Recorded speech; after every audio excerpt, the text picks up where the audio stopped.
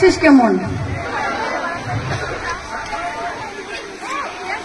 শিক্ষক দিবসটা প্রতি বছরই আমাদের স্কুলে খুব খুব খুব ধুমধামে আয়োজিত হয়। এইবারও সেটার মাত্রা হয়তো বেড়েছে, কমেনি।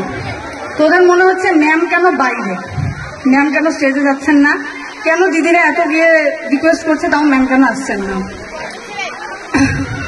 এখানে বিষয়টা হচ্ছে সবার ভাবনা তো একরকম হয় না। আর তোরা প্রত্যেকে সচেতন, তোরা জানিস যে আমাদের রাজ্য তথা দেশ এই মুহূর্তে এমন একটা পরিস্থিতির মধ্যে দিয়ে যাচ্ছে যখন আর যাই হোক কোনো সাংস্কৃতিক মনোজ্ঞ অনুষ্ঠানে কোনো শিক্ষিত মানুষ উচ্ছ্বাস প্রকাশ করতে পারে না।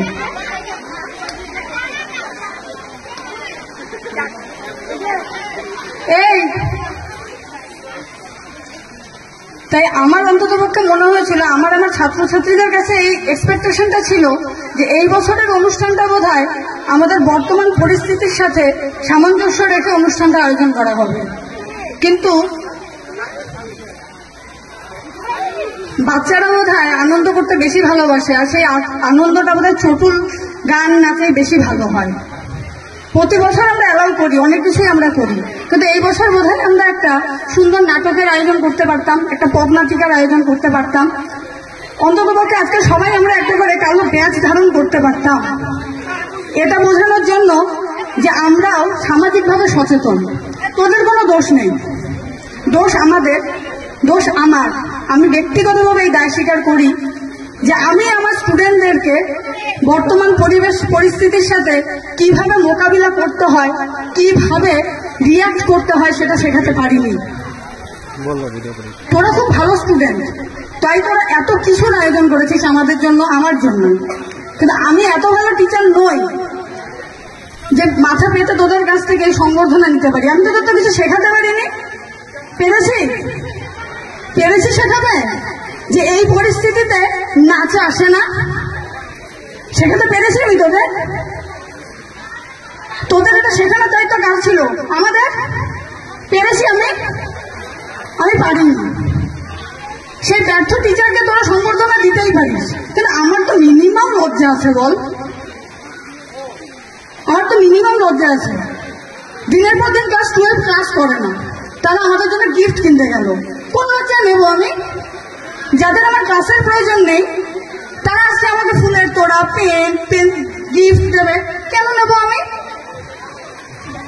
আমার কাজ কি শুধু সিলেবাস পড়ানো? তোদের আমি সবসময় ক্লাসে একটা কথা বলি তো, যে আমি চাকরি পেয়ে টিচার হয়েছি মানে এই নয় যে তোরা আমাকে সম্মান করতে বাধ্য, তাই কি না।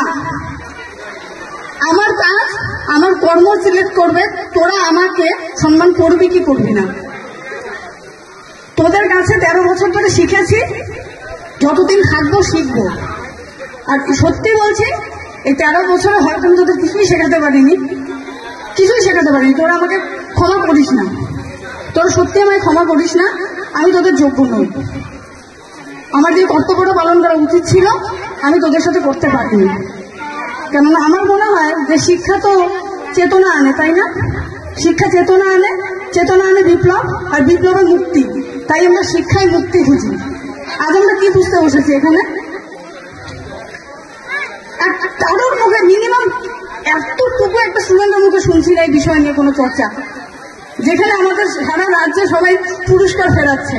গতকাল আমাদের এখান থেকে 40 কিলোমিটার দূরে রাতে কিছু জ্ঞানীগুণী শিল্পী মানুষের ওপর আক্রমণ হয়েছে, অথচ তোরা আজকে শিল্পীদের তো বড়াই করবি স্টেজ জুড়ে, নাচ গান। কালকে এখান থেকে 40 কিলোমিটার দূরে শিল্পীদের উপর আক্রমণ হয়েছে। সেই ধিক্কারও বোধহয় আজকে আমরা শিল্পটাকে ত্যাগ করতে পারতাম, বা শিল্পটাকে প্রতিবাদের ভাষা করতে পারতাম। পেরেছি আমরা? পেরেছি কি? পারিনি। দায়িত্ব কাদের ছিল? হ্যাঁ আমার ছিল, আমি পারিনি। কিসের সংবর্ধনা নেব আমি? যদি এক বছরে যোগ্য হয়ে যায়, পরের বছর যদি যোগ্য হতে পারি, সামান্যতম তোদের যোগ্য হতে পারি, তোদের কিছু শেখাতে পারি যেটা সিলেবাসের বাইরে গিয়ে কিছু শেখা, আমি নিশ্চয়ই সংবর্ধনা নেব। আর যতদূর স্টেজে কেন উঠলেন না ম্যাম, স্টেজে কেন উঠলেন না, এটা আমার সম্পূর্ণ একজন প্রফেশনাল মানুষ হিসেবে আমি বলি, স্টেজে তো আমি 4:30টার পরে উঠবো।